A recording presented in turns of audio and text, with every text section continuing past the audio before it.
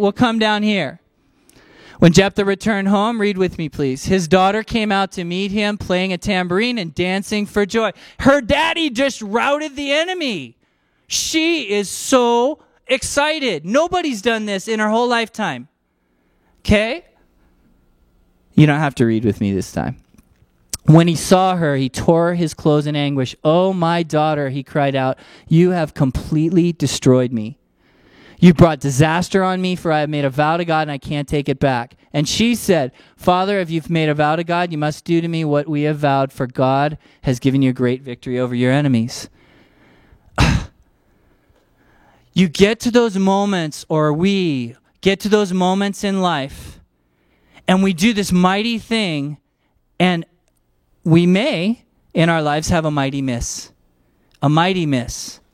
And it's all rolled up into our perception of God, our correct perception of God, our correct perception of ourselves, and our knowledge of our weaknesses. So if I were going to leave that to myself and my own weaknesses and my own knowledge, I'm in deep, deep trouble. Okay, I know myself pretty well, and I just don't know myself that well. And I really believe that many people can know themselves super well. But nobody knows you like your maker. Nobody. And Jephthah's maker knew him better than anybody else. The problem was Jephthah went with his faulty knowledge of who his maker was. He grew up in a time where false gods were prominent and God was not. So his idea of a vow to God was very different than God's idea of a vow to him. His idea of a sacrifice to God was very different than God's idea of sacrifice. And then once he made it and he won, he just went with his idea. So did his daughter. So he made so many mistakes in that one event. Okay? All of the mistakes due to a misrepresentation, a bad idea, a poor knowledge of who the God of the universe really was. So this mighty man does this mighty thing, and I got to tell you, kills his daughter in the process. And you can see it's not just him that has the wrong perception of God. He says, "Now, I said I was going to kill you. I'm going to kill you." And his daughter affirms it. His daughter says, "Yep, you made a vow to God." Now, I'll tell you, and I'm going to just gloss over this. You can look yourself. There's only 2 ideas in all of Scripture, other than this one, that God requires a sacrifice of a son. His son, that he gives for all humankind in Jesus, and then Abraham's son, who he saves before it ever happens. God never, ever required of his people in all of human history to sacrifice their son or their daughter, literally. So Jephthah's misperception doesn't just cost his daughter his life, it costs him mightily. And it costs the people that he then leads also mightily, because they then misperceive what a vow to God means. They misperceive who the God that they serve is. So they're conquered and released to him again, but they still have that faulty idea of who God is. So Jephthah does this mighty thing. These things didn't work in his favor. His background makes him weaker. He makes a vow, and he doubts his own might and destiny in the so doing. He's at the battlefront when he makes that vow. You got to believe he's nervous. You got to believe he wants to muster all that he has. You got to have a heart for him. He keeps the vow after it's all over. God's big on vows, but not the ones that don't serve him. Okay, God's big on sacrifice, but not the ones that don't serve him. He's not an angry God. He misses who God is. So, where are you going with this, Mike? Well, I'm going right here. God's plan for us was not that we try to figure out who he is, although it's built into us.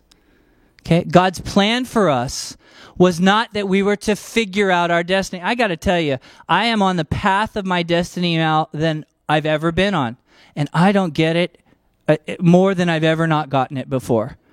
And I really mean that. I mean, God is so confusing to me, I cannot figure it out.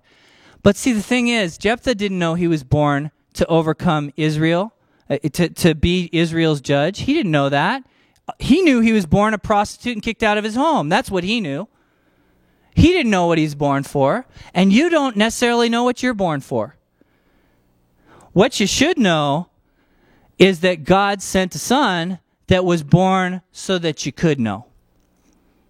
God's plan for you, though you might not know it in its depth, was built into us by, one, the fact he created us, and two, when he figured out we, like Jephthah, had faulty ideas of him and we couldn't get beyond them, he made a way. He became human. Well, his son became human, lived a life like us, did mighty wonders during it, and then he died. And in that sacrifice, you can look at the different promises Jesus made about himself, but the main idea of the whole thing is that separation, that peace that we miss, our lack of knowledge, ended. The veil was torn. It ended. It ended. And God made a bridge that we could walk over so that, like I said, I don't know everything. In fact, sometimes I don't know what I know. But God made a way to know him and walk on a path to him all the way through life. And then way beyond life. Because he didn't just offer a destiny now. He offered an eternity with him. Less than that, I can tell you honestly, will have misses far beyond what Jephthah did. Now, I don't think any of you are going to kill your kids. I really don't. Okay, I hope. But the reality is a life lived without God is a life that missed what we were built to do. We were built for a life that matters.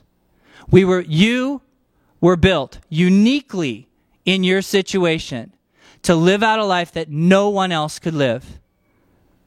But the way to walk over that bridge is only with a creator that knew what that is, through the parts where you're getting it and the parts where you're not getting it. Through the parts where you're kicked out of your home and disinherited, and the parts where you've conquered your enemy. So how do you go forward with that? Well, I'm going to ask you to stand up, if you'd stand right now. There's a few ways you can go forward with it, and I hope I go forward as well. I would say the most important thing is where you're at with God right now. Because it doesn't happen magically, and you might get pieces of that destiny, but where you're at. Okay? He has destiny and meaning for everybody. He has a life that matters for everybody. You can reach up and grab it and walk over that bridge, or you can deny it. But doesn't change the reality of it. We have to meet God. If you walk with God for 20 years, you have to meet God. If you walk with God not a year or a day, you have to meet God.